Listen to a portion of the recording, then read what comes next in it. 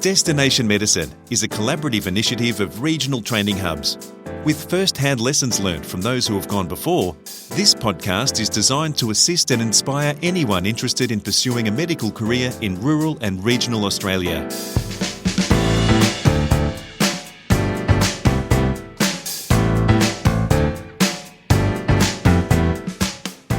Welcome to Destination Medicine. I'm Peter Lance. It was almost by accident that Bradley Dovenor, a self-described nerdy kid, discovered that postgraduate medicine was an option. Granted, he was in Year 9 at the time, but understanding that time was on his side, he knew he was going to be a doctor. Sure, it wasn't going to be easy, and as a more quiet, introverted person, he knew it would mean taking a leap outside his comfort zone. But for Brad, there was no plan B.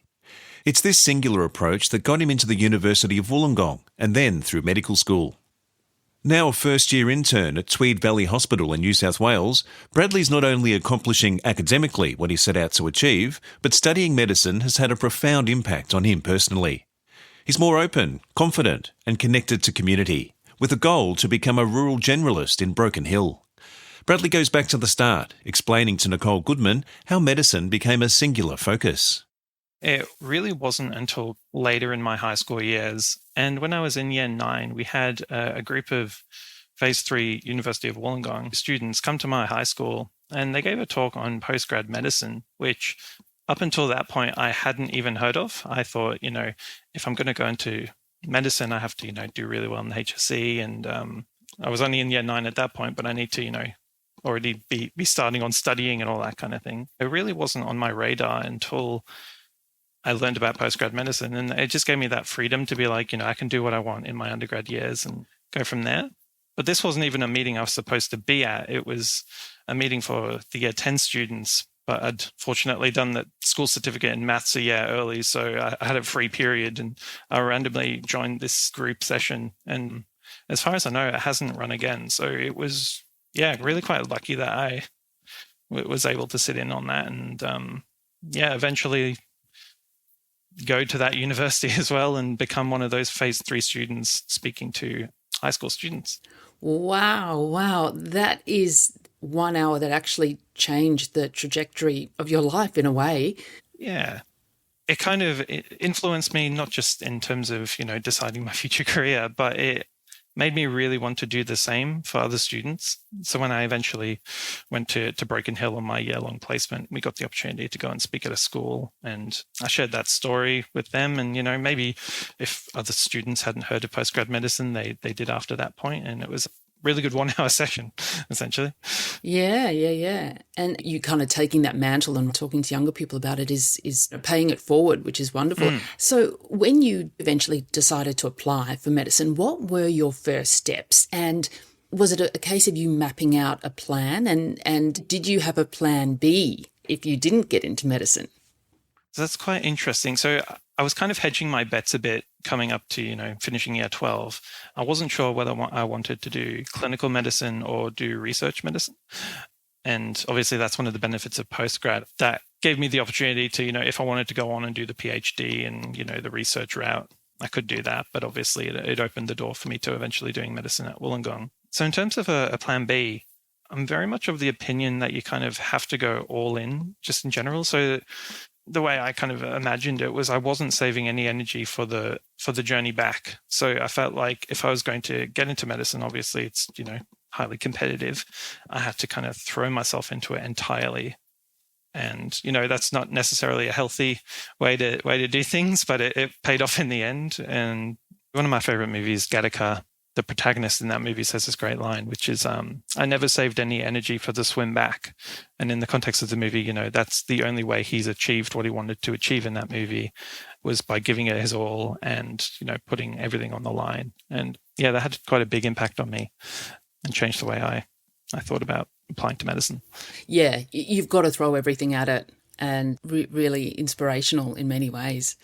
I'm interested to know, what was your overall experience when you applied for medicine? You sat interviews as part of the process too. How did you find all of that? Incredibly stressful is the answer. So I only interviewed at Wollongong, which runs the interviews as a mini multi-station. So you have roughly 10 different stations lasting 8 minutes. It's similar to what you do in the OSCEs once you're in med school.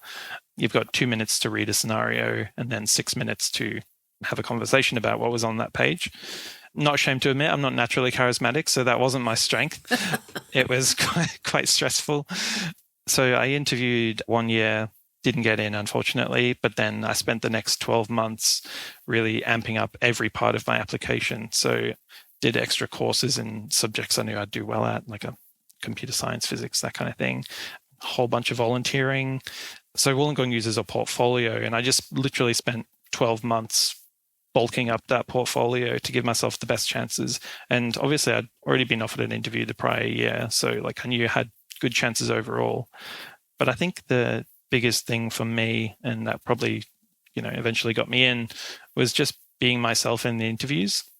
So the first time I tried to do the interviews, I did tons of preparation, and I was doing practice interview stations with everybody, and it was a little over the top, and obviously it didn't go too well. And I was trying to make my preparation fit the station, even if, it was kind of a bad fit.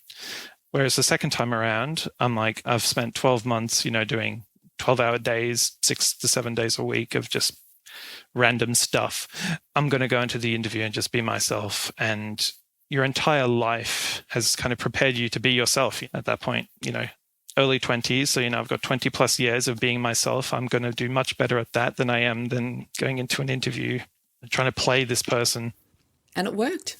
Yeah, it worked. It paid off. And I try and, tell that to any student I come across who's trying to get into medicine. Just when it comes to the interviews, be yourself. You're much better at it than anything else you could possibly practice for.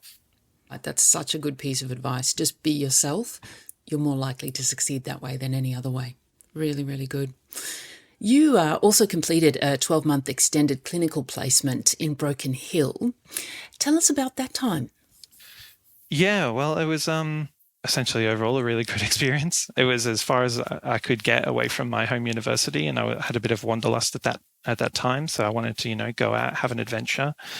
Was really interested in doing some of the stuff with the RFDS, getting on those retrieval flights. I think it's an opportunity you just can't get anywhere else. But yeah, generally, so, it's a small place, small town, but it's got a huge catchment area because of the RFDS.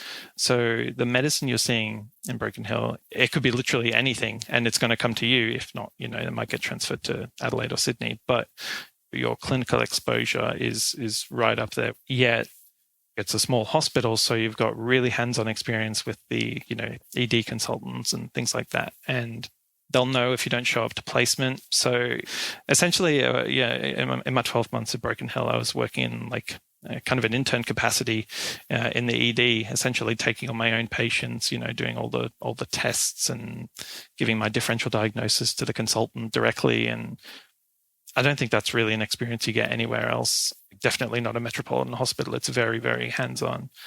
And I was also doing a GP placement 1 day a week with a Dr. Nori at this GP super clinic in Broken Hill. Up until that point, hadn't considered general practice at all. I figured, I want to do a hospital specialty, and that's for me. But two things happened while I was doing GP at Broken Hill. So one is Dr. Nuri is an amazing teacher. He just loves to teach. So he was really engaging, sitting along with him and doing parallel consulting. So seeing my own patients prior to them seeing him. And he really pressed upon me the importance that a doctor can have in a rural area, and taught me the impact you can have on patients' lives, the personal connections you make. You just can't really make anywhere else, especially if you're in a metro GP clinic and you might see a patient for 10 minutes and then never see them again for the rest of your life. It's very different to seeing them over and over again in Broken Hill. And the other thing was just the GP environment was so kind of different to the ED environment, yet also equally rewarding. Obviously, it's much quieter. You're working, you're just sitting one-on-one with the patient. You don't have all the beeping and all that kind of thing. So it was a strong contrast in environments, but both equally rewarding. It's why I'm considering like the Rural Generalist pathway at the moment. I found that I loved both environments equally, even though they're quite different. And the Rural Generalist pathway opens you up to doing that permanently, essentially. Clearly, during your placement in Broken Hill, it suited you to a T. I can hear it in your voice.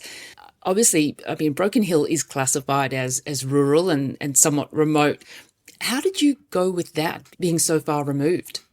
Yeah, well, Broken Hill, it kind of reminded me of growing up in Griffith. And to give just a little more background, I grew up in the very northeast of England in a town called Hartlepool. You likely won't have heard of it. It's not very well known. And came to Australia when I was 8, lived in Griffith in the middle of New South Wales, on the Murrumbidgee. Population of around 30,000, small place, 6 hours or so from Sydney.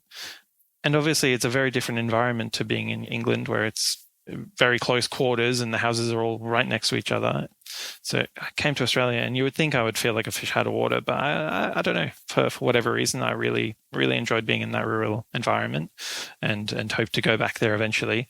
So yeah, when I got the opportunity to go to Broken Hill, I jumped on it. However, I did do a 4-week placement in Wilcannia, it's about over an hour just outside of Broken Hill, population of it's only 800 or so. That was the only time I felt remote. So Broken Hill to me felt like just any other city, felt like growing up. But Wilcannia, that's where I felt a bit like a fish out of water. So like the hospital there, it's a nurse-run hospital. They do have a couple of GP clinics and things, but it was very hands-on. Obviously, if anything kind of goes wrong, you've got the RFDS to come and pick up the patient. It was an interesting time socially and medically. I learned the importance of community, I think, there. Yeah, you really realize how rewarding hanging out with other people can be. And we would play a weekly basketball game with the hospital staff versus the school staff. Just like little highlights like that where, they made the experience. Yeah, apart from that, just the lifestyle of just sitting by the river, no traffic noise in the background. Yeah, it was a really great experience. But that was the only time I really felt like I was in a rural or remote environment. Otherwise, Broken Hill was fine. In many ways, it sounds like Broken Hill is a place and environment that you miss. And as you say, you potentially like to kind of go back there. From a lifestyle perspective, what was Broken Hill like? Well, ironically enough, it was the most social I've ever been in my life, which you wouldn't expect. So Broken Hill is used as a training hub for all of the different allied health students. You've got medical students from 5 or 6 different universities all come to Broken Hill. And they would run these weekly interdisciplinary sessions at the Broken Hill Rural Department. And that was a really good opportunity to meet people from literally all over Australia, from all different walks of life and different areas of medicine and allied health. And it was a strangely social time for me as somewhat of a homebody. So we'd have, the weekly karaoke, weekly trivia. Obviously, you're just seeing students day to day, and, pretty much every weekend something was happening. And I think, it comes back to that sense of community and that need for socialization that everybody has. Yeah. It also brings you in touch with the community that you're helping from a clinical perspective. So you really become part of their world as much as they are of yours. Yeah, absolutely. And, you would see people out and about, and they would know that we were the medical students because, it's a word gets around. So, you would hope maybe they have a good experience with one medical student, and they pass it on to their friends, and they see you in a group and they know, there's Bradley. You mentioned a doctor a little bit earlier, but in your time at Broken Hill, was there a doctor or doctors that you've spent time with that really did impact you? Yeah, there were quite a few, but I guess the most consistent ones. I was with a Dr. Nuri for the entire year. I was in Broken Hill 1 to 2 days a week. And as I spoke to earlier, he really pressed upon me the impact that a rural doctor can have. But he also taught me to teach in a way. So obviously there's a transition you go through when you go from a medical student into a doctor, where now you have your own medical students that you have to kind of teach. And, he just taught me a way of discussing medical topics or life in general in a really positive way. And so whenever I'm, talking to a medical student, I'm picturing myself sitting in the GP clinic with Dr. Nuri, and he's, talking me through a particular topic. And yeah, can't speak highly enough of him. He's made a great impact in Broken Hill, and on me personally. But that was just GP. Obviously, there were quite a few doctors in ED I love emergency medicine, and they made me love it even more. So very, very, very good teaching environment. Now that you've graduated, Brad, tell us about the transition from medical student to intern. You hinted at it just before, but tell us a little bit more about it. Yeah, so for my internship, I chose Tweed Valley Hospital, primarily because of the area. It's a beautiful, beautiful area, close to Gold Coast and Brisbane. And I guess after being in Broken Hill and doing a few other rural placements, I just wanted a little more time in a slightly more populated area before I keep going with my training and become a rural doctor. But yeah, can't speak highly enough of Tweed Valley Hospital. It only opened in May of 2024. So it seemed like an opportunity for me to plant roots and, kind of grow with the hospital, potentially even doing the majority of my training there and working there eventually as a consultant in some capacity at least. So it's definitely a transition in every way. Your mindset kind of changes. Obviously, I spoke about my singular goal of getting into medicine earlier. And then when you're a med student, your singular goal is to get through medicine. So it kind of reminds me of the ending of Finding Nemo when the fish, they finally escape from the fish tank and they're like, now what? And that is what you kind of feel when you graduate. It's like, now what? A literal fish out of water. Exactly. Like, you're a doctor now, but it's like, well, where do I go from here? And even if you've had your mindset on a particular specialty or something going through med school, suddenly you're like, okay, what's the training involved in becoming that particular specialist? What's the job availability?